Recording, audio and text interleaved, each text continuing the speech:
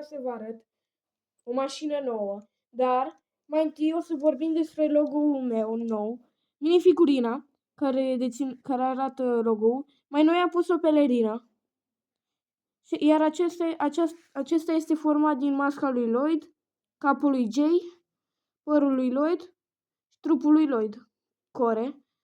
Și pelerina asta neagră nu mai știu de unde o am, din păcate. Am aici piedestalul ăsta, cum să zic, cu aniversarea de 10 ani de la Ninjago. Acesta arată 10 ani de la Ninjago pentru că a fost făcut în 2021, dar acum suntem în 2025 și Ninjago are 14 ani și așa a rămas, n-am cum să-l schimb eu. Și hai să trecem la set. Să știți că setul ăsta nu este nou, doar vi-l arăt vouă, pentru că nu l-am arătat niciodată pe canal și vreau să fac și cu alți roboți care chiar nu i-am arătat. Aici l-am pe Lloyd, din sezonul 4 Legacy.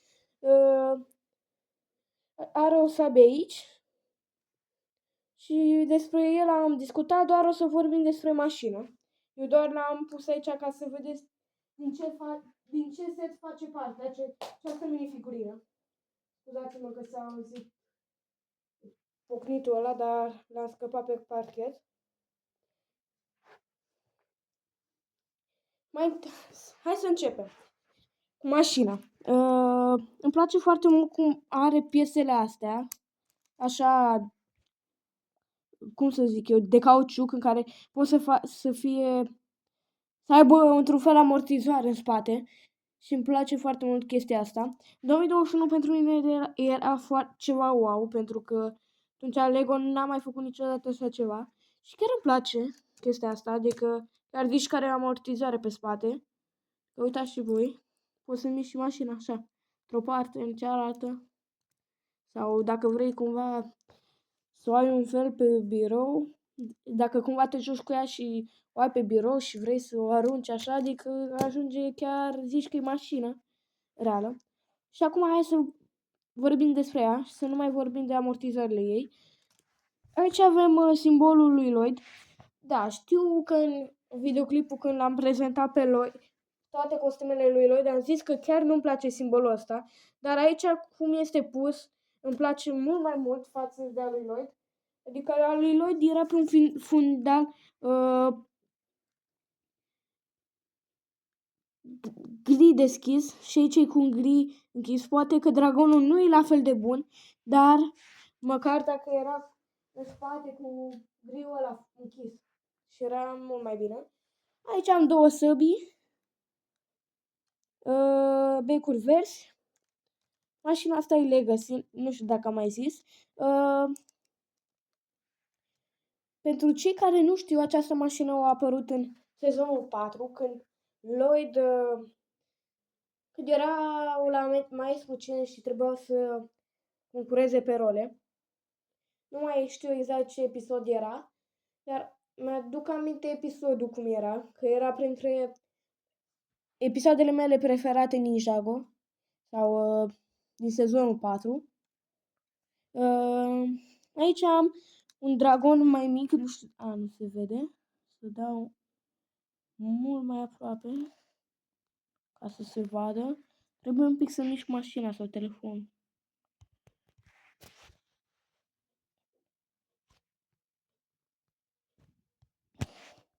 Deci doar așa se vede.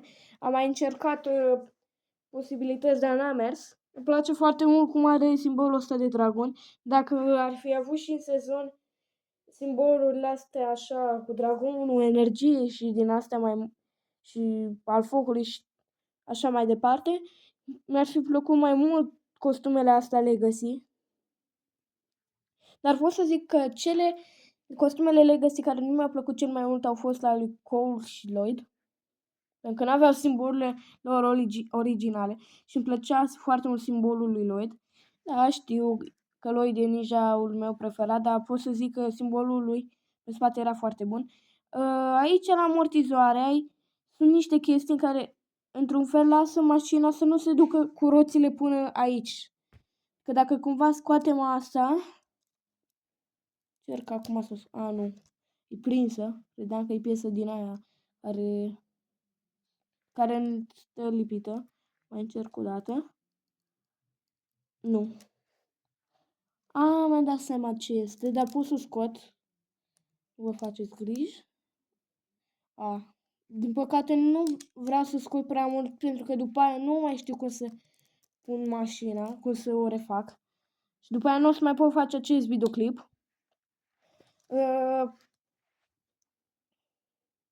Aici am într-un fel geamul, parbrizul care îl protejează pe șofer. Place foarte mult mașina cum arată. Arată cu un verde deschis. Nu, închis cu deschis, așa. Place foarte mult. Aici, în bord, avem un fel de ecran care poate să conducă mașina. Aici a scris și Lego. Aici stă și minifigurina. Opa, dar am pus-o greșit, scuze. Era să zic scris-o. Am pus greșit piesa asta. Aici am niște becuri. Foarte mișto arată mașina asta. Cum să zic că mașina asta arată mult mai bine decât cea originală. Cea originală avea roțile mult prea mari. Era cam prea mare. Dar și în asta, pentru 2021, dacă chiar îți doreai pe Lloyd, ți-l doreai pe Lloyd și n-aveai destui bani sau părinții nu vreau să-ți cumpere un setul ăla cu col și cu avionul, le-ai găsit, ia că puteai să ți le iei pe ăsta. Sau dacă îl vrei pe col, puteai să te duci prin Germania, dacă cumva te duci, să-l găsești pe acolo. Eu așa l-am găsit. În rest, mașina e foarte frumoasă. Nu știu pentru ce sunt chestiile astea aici. Aici avem o sabie și cam atât a fost cu mașina. Și cu videoclipul pe ziua de azi. Pe data viitoare. Pa! Dați like și abonați-vă!